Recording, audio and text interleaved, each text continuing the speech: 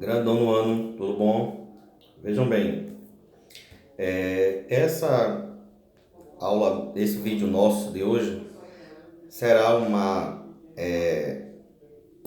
respostas, né, da atividade que eu pedi para que vocês fizessem da página 110 a 111, ok? Nós vamos responder juntos aí agora. E vocês vão fazendo aí as correções dessa atividade. Se vocês colocaram correto, se não colocaram correto, ok? Lembrando que cada resposta dessa que vocês colocam aí não significa que vocês têm que colocar igualmente a minha. Porque de repente você escreveu aí uma resposta, né, que tem sentido. Então, não precisa ser com as mesmas palavras que a minha, certo? Então, vamos lá. Aí na página 110, temos aí o tome nota, né, que é uma breve explicação da atividade. Esse foco na escrita, na parte de cima, no começo aí do livro de vocês, tem a pontuação nas orações subordinadas adverbiais. Estudamos pontuações em sala, certo? Então não terá nada de difícil aí, tá certo? Vamos primeiro para esse tome nota para a gente ter uma noção, ok? O que é que o tome nota diz aí? A pontuação de orações subordinadas adverbiais obedece à mesma convenção ou regras da pontuação de adjuntos adverbiais, tá certo? Se estão no final da frase, não são separadas por vírgula. Vou repetir. Se estão no final da frase, não são separadas por vírgula. Então, prestem atenção nisso aí, ok? Continuando. Se estão em outro lugar, tá certo? Do outro período, podem ser separadas por vírgula. Então, vamos entender. Se está no final da frase, não são separadas por vírgula. Se estiver em outro momento, em outro lugar, são separadas por vírgula, tá certo? Essa separação da vírgula significa que é a separação da oração principal da oração subordinada, tá certo? Vejam essa questãozinha aí, viu? Que eu já mostrei lá como é que se faz aí, como é que se identifica as orações, tá certo? Então, vamos responder primeiro, pense e responda. Temos aí a primeira questão. O trecho revela como Antônio muda de personalidade ao longo do seu crescimento. Ele já deu a informação que ele muda de personalidade. Então, que mudança foi essa? O que a provocou? Vamos responder as questões, vamos interpretar as questões, uma coisa por outra. Aí começa uma coisa, aí tem duas perguntas em uma. A primeira é, que mudança foi essa? Para depois a gente responder o que provocou. A gente não pode começar uma coisa do final para o começo, tá certo? Vamos eliminando para poder ficar mais fácil. Então, que mudança foi essa? Vejam bem, de acordo com o texto lido, essa mudança, de um garoto companheiro e carinhoso, né? Torna-se um jovem que repugnava a comida da mãe e envergonhava-se dela. Então, esse primeiro momento aí é disso aí, de um garoto companheiro e carinhoso, torna-se um jovem que repugnava a comida da mãe e envergonhava-se dela, tinha vergonha dela, né?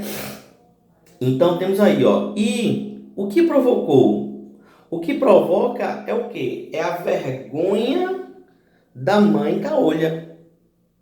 Que a mãe era caolha e ele tinha, né, vergonha, a vergonha da mãe caolha, né? Então eu já respondi aí as duas questões da primeira questão, certo? Segunda, as orações destacadas são adverbiais. Então, vejam bem, já está dizendo que todas essas orações são adverbiais. Não são nem substantivas, nem adjetivas. Já está sendo afirmada que são orações adverbiais. Então, vamos lá. Que papel elas exercem no texto? Qual é o papel dessas orações? Né? Exercem função, respectivamente função temporal, né? Proporcional, consecutiva e temporal. Elas já são as classificações. Quando ele pede aí, elas exercem o quê? Uma função temporal, exerce função de tempo. Uma proporcional, de proporção. Consecutiva, de concessão. Temporal, tempo. Então, são essas aí, certo? São iguais, porém, né, tem um sentido, só muda ali o contextozinho da palavra. É uma coisa bem simples, bem, né? Terceira, as orações subordinadas adverbiais aparecem em que lugar nos períodos em destaque? Elas aparecem em que lugar? No começo, no meio ou no fim?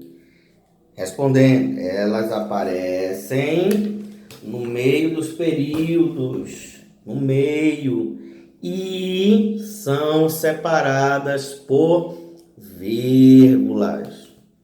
Vou repetir, elas aparecem no meio dos períodos e são separadas por vírgulas. Tá certo? Então, a gente terminou aí uma parte da atividade do Pense e Responda. Quer dizer, o Pense e Responda, respondemos tudo, né? E nós vamos agora para a página 111, que temos uma atividade aí de Calvin e Haroldo, né? Temos aí uma chargezinha bem bacana, né? Então, vamos lá. Nessa atividade, vocês vão ler aí esta charge, ok? Vão tentar entender e nós vamos fazer as 4 questões, né? Referente a essa charge aí. Na primeira questão da página 111, diz aí, Calvin e Haroldo têm opiniões diferentes sobre o outono. Já está afirmando aí que são opiniões diferentes.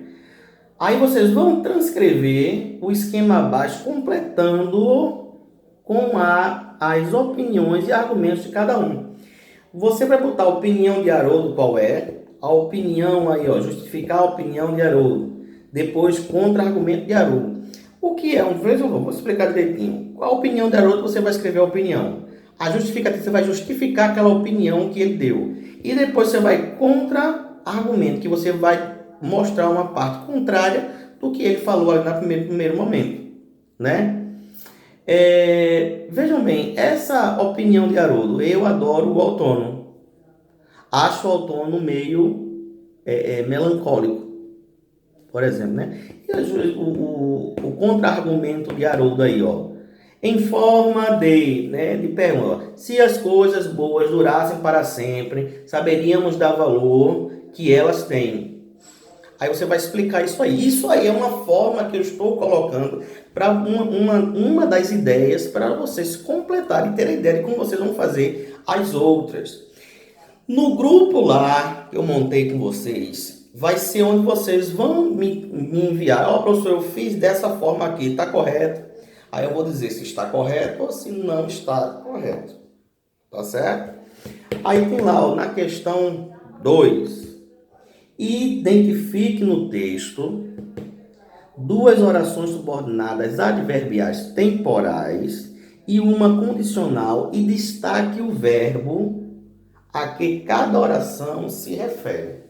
Então, dessa oração aí que você vai identificar, você vai achar o verbo que cada um está se referindo.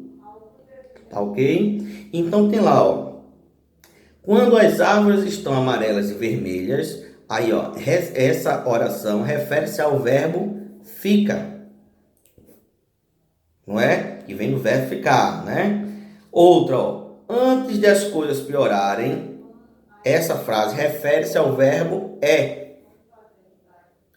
Outra, se as coisas boas durassem para sempre, essa frase, ó, o verbo está se referindo ao verbo dar. Só que aí precisa de você classificar aquilo ali. Então, a primeira oração, que refere-se ao verbo fica, né, elas são temporais. Não é isso? O verbo, a frase que identifica o é, também é temporal. E lá do verbo dar é uma condicional. Se vocês colocaram tudo dessa forma aí, essas classificações e esses verbos foram selecionados, estão de parabéns. E quem não conseguiu fazer dessa forma, faça aí essa alteração. Ok? Terceira questão aí, ó. Reescreva os períodos em que aparecem as orações subordinadas temporais, alterando a posição da oração no período. Utilize pontuação se necessário. Lá naquela outra explicação que eu dei, eu mostrei a vocês que o uso da vírgula no fim, no meio, não foi? Então vocês vão fazer isso aí agora. Tá certo? Façam e essa aí vocês vão me mandar, que aí eu quero ver se ficou correto ou não. No quarto, ó, justifica a utilização da vírgula no terceiro balão de fala de Haroldo. A vírgula marca a presença da oração subordinada adverbial, fora de seu lugar de ordem direta, ou seja, fora daquele final lá da utilização da vírgula, né? Eu espero que vocês tenham entendido e compreendido aí.